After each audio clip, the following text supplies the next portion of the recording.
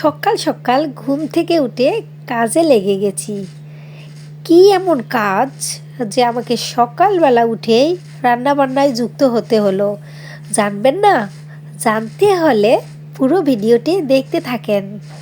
আসসালামু আলাইকুম আমার প্রিয় ভাই ও বোনেরা, কেমন আছেন আপনারা সবাই? আশা করি সবাই ভালো আছেন। আলহামদুলিল্লাহ, আমিও ভালো আছি সবার দোয়ায়। আবারও চলে এসেছি নতুন একটা স্পেশাল ব্লগ নিয়ে। আশা করি ব্লগটি সবার অনেক ভালো লাগবে। তাহলে শেষ পর্যন্ত দেখতে থাকেন। কি কি করলাম সবটি আপনাদের সাথে শেয়ার করব। আর অলরেডি দেখতেই পারতেছেন যে আমার গরুর মাংস রান্না করার জন্য সকল উপকরণ আমি রেডি করে নিয়েছি। তো এদিক দিয়ে দেখতে পাচ্তেছেন যে পেঁয়াজ কুচি আছে, সাথে গোটা মশলা আছে। আর এদিক দিয়ে আমি মাংসটা খুব সুন্দর করে ধুয়ে রেডি করে নিয়েছি। আর সাথে আছে আমার ব্লেন্ডার করা সকল প্রকার মশলা।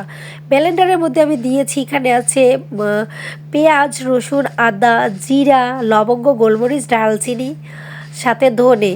ঠিক আছে, এখন আমি মাংসটা খুব সুন্দর করে পানি ঝরিয়ে নিয়েছি, কেননা আমি সব কিছু একবারে মশলা মাখিয়ে চুলায় দেব। গরুর মাংস বিভিন্ন স্টাইলে খাওয়া যায়, তার মধ্যে বিভিন্ন এক এক ধরনের রান্নার এক এক রকম স্বাদ। যেটা মাখিয়ে চুলা দেওয়া হয় তো সেটার আলাদা স্বাদ, আবার মশলা কষিয়ে যেটা মাংস রান্না করা হয় সেটার আলাদা স্বাদ আসে। কিন্তু আজকে আমি একবারে সব কিছু মশলার উপকরণ দিয়ে তারপরে আমি চুলায় বসিয়ে দেব। এক এক করে আমি গুঁড়া মশলা যেগুলো আছে সেগুলো দিয়ে দিয়েছি। তো যেমন লবণ, হলুদ গুঁড়ো, মরিচ গুঁড়ো, তারপর জিরা গুঁড়ো, সকল কিছু দিয়ে খুব সুন্দর করে আমি মেখে নেব। সাথে অ্যাড করব আমার যে আমি পেঁয়াজ কুচি রেখে দিয়েছি গোটা মশলা, সেগুলো দিয়ে দেব। কেননা ব্লেন্ডারে মশলা দিয়ে দিয়েছি পেঁয়াজ, তারপরেও আমি কুচি করে নিয়েছি। দুই স্টাইলের পেঁয়াজ যদি দেওয়া যায় মাংসর মধ্যে তার আলাদা স্বাদ আসে। আর একেবারেই যদি ব্লেন্ডার করে দেওয়া হয় তো একটু যেন কীরকম মানে হয়ে যায়। যদি কুচি কুচি পেঁয়াজ কুচি দেওয়া যায় তো ইটস ওকে।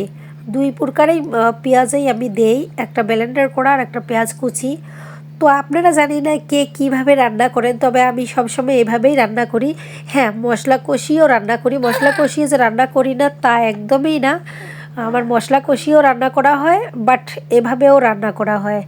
আপনারা কে কীভাবে রান্না করেন অবশ্যই কমেন্টস করে জানাবেন। আর অলরেডি দেখতেই পাচ্ছেন আমি সব কিছু দিয়ে দিচ্ছি, কেননা আমি যেহেতু হাতে মাখিয়ে চুলাই দেবো, হাত দিয়ে মাখবো না, আমি চামচ দিয়ে মাখবো। অনেকেই বলতে পারেন যে হাত দিয়ে মাখলে স্বাদ হয়, চামচ দিয়ে ওরকম হয় না। তো আসলে এই কথাটা একদমই না, আমার রান্না হতে অনেকক্ষণ সময় লাগবে। তো এমন না যে আমি চুলায় বসিয়ে আর তরকারিটা লাড়বো না, অবশ্যই আমি নেড়ে দেব। তো সেই জন্যে আমি হাত দিয়ে আর মাখাচ্ছি না, আমি একেবারে চামচ দিয়ে খুব সুন্দর করে মাখিয়ে তারপরে আমি চুলায় দেব। আপনারা দেখতেই থাকেন। আর অলরেডি দেখতেই পাচ্ছেন আমি এদিক দিয়ে দেখছেন সকল কিছু একবারে আমি ম্যারিনেট করে নিয়ে নিয়েছি। এবার আমি চুলায় বসিয়ে দেব। অলরেডি দেখতেই পাচ্ছেন যে আমি চুলায় বসিয়ে দিয়েছি কষিয়ে নেবার জন্য। তো ভালো করে কষিয়ে নেব, ভালো করে কষিয়ে না নিলে সেদ্ধ হবে না। আর পরবর্তীতে ঝোলের পানি দিয়ে দিলে সে মাংসর তরকারিটা ফ্যাকাশে লাগে। তো কষিয়ে নিয়ে তারপরে সুন্দর করে যদি সিদ্ধ হয়ে যায় তো আর পরবর্তীতে কোনো ঝামেলা হয় না। আমি ঢাকা দিয়ে দিচ্ছি, তো দেখি কিছুক্ষণ। আর অলরেডি দেখতেই পাচ্ছেন আমার কষানো হয়ে গেছে, আমি সেটা ক্লিপ নিতে পারিনি। তো ঝোলের পানি দিয়েছি, এখন একটু ফুটলে হালকা একটু গুঁড়ো মশলা দেব, গরম মশলার গুঁড়ো দিব, দিয়ে আমি ঝটপট নামিয়ে নেব। আর অলরেডি আমার ফাইনাল লুক দেখতেই পাচ্ছেন, আমি পুরোটা ক্লিপ করতে পারিনি। কেমন হয়েছে অবশ্যই জানাবেন। তো কিছুক্ষণ পরেই দেখেন কি অবস্থা হয়েছে, একটুখানি খেয়েছি আর বাকিটা ছিল। এখন যেহেতু শীতকাল তো জমে ক্ষীর হয়ে গেছে, ঠিক আছে, সব চর্বি সামনে উপরে ভেসে আসছে তেল। তো শুধু যে আমি মাংস রান্না করব তা না, আরও অনেক অনেক আইটেম আছে। তার মধ্যে আমি সিম ভাজিটা দেখিয়ে নিচ্ছি। যেটা যেটা আমি ভিডিও করতে পারতেছি সেটাই শুধু আমি দিয়েছি, কেননা আমি সবগুলো তো ভিডিও করা সম্ভব না। সারাদিনে অনেক কিছু কাজ হয়, রান্না হয়, কোনো কিছুই ওইভাবে ভিডিও করতে পারি না, কেননা নিজেকেই ভিডিও করতে হয়। একা একা তো আর এত কিছু সম্ভব না। ছোটো বাচ্চা থাকলে যা হয় আর কি, যাদের যাদের ছোটো বাচ্চা আছে অবশ্যই তোমরা জানো যে কিভাবে কি সিচুয়েশনে আমরা ভিডিও করি এবং ভিডিও এডিট করি। তো আমি এদিক দিয়ে দেখতে পাচ্ছেন সিমগুলো আমি খুব সুন্দর করে কেটে পরিষ্কার করে নিয়েছি, সাথে দেশি ছোট আলু দিয়েছি, গোল গোল করে আমি চাক করে কেটে নিয়েছি, পাতলা করে করে।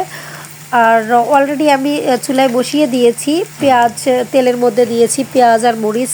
সিম ভাজির মধ্যে বেশি কিছুই দিতে হয় না, জাস্ট পেঁয়াজ, মরিচ, লবণ, একটু হলুদ গুঁড়ো।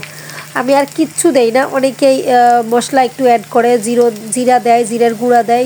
আমি একদমই ওসব দিলে আমার কীরকম লাগে, আমি খেতে পারি না। জাস্ট তেল, পেঁয়াজ, মরিচ, একটু লবণ, একটু হলুদ।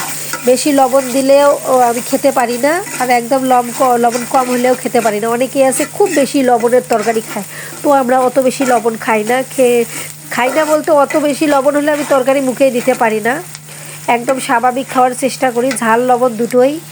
তো আমি এবার সুন্দর করে আমি যেহেতু ভেজে নিচ্ছি, পেঁয়াজ মরিচটা আপনারাও ভেজে নেওয়ার চেষ্টা করবেন, তাহলে ভাজির টেস্টটাই একটু অন্যরকম হবে। আমি খুব সুন্দর করে তেলের মধ্যে, মানে খুব বেশি না, ভাজা যাবে না, মানে যেটা স্বাভাবিক আর কি। আর অলরেডি আমি সিম দিয়ে দিয়েছি, সিম আর ছোট দেশি আলু। আমি এই ছোটো দেশি আলুটাই সিম ভাজি দিয়ে করলে খুব বেশি টেস্টি হয়।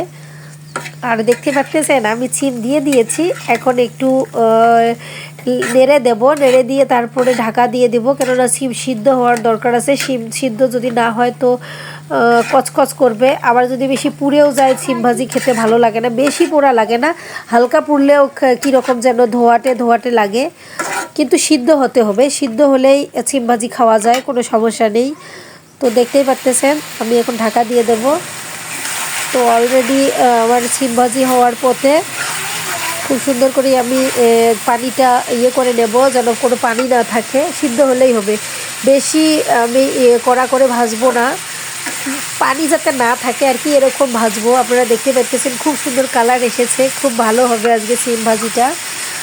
আমি অবশ্য সিম ভাজি অত ভালো করে করতে পারি না, জানি না কতটুকু কী হবে, তবে আমার মনে হচ্ছে আজকে ভালো হবে। আপনারা অলরেডি দেখতেই পাচ্ছেন, কমেন্টস করে অবশ্যই জানাবেন, তাহলে আমার ভালো লাগবে আর কি, যে না আমার ভিডিওটা কেউ দেখেছে এবং সে তার মতামত জানিয়েছে। আর অবশ্যই বন্ধুরা তোমরা আমার ভিডিওতে একটা লাইক দিয়ে যাবে। তোমাদের একটা লাইক আমার অনেকটা ভিডিও করার অনুপ্রেরণা জেগে ওঠায়। আমি যখনই আমার একটা ভিডিওতে লাইক দেখি, তো আমার মনে হয় যে কারো না কারো কাছে আমার ভিডিওটি ভালো লেগেছে। আর যে সকল বন্ধুরা এ পর্যন্ত আমার ভিডিও দেখতে এসেছো, তো প্লিজ আমার চ্যানেলটি সাবস্ক্রাইব করে বেল আইকনটি অল করে দেবেন, কেননা ভিডিও ছাড়ার সাথে সাথে সর্বপ্রথম নোটিফিকেশনটি আপনার কাছে পৌঁছে যাবে। আর তাহলে কেমন লাগলো ভিডিওটি জানাবে প্লিজ, সকলকেই বলতেছি। পরবর্তী ভিডিও দেখার আমন্ত্রণ জানাচ্ছি। সে পর্যন্ত সবাই ভালো থাকবে, সুস্থ থাকবে, আমাদের জন্য দোয়া করবে। আল্লাহ হাফিজ।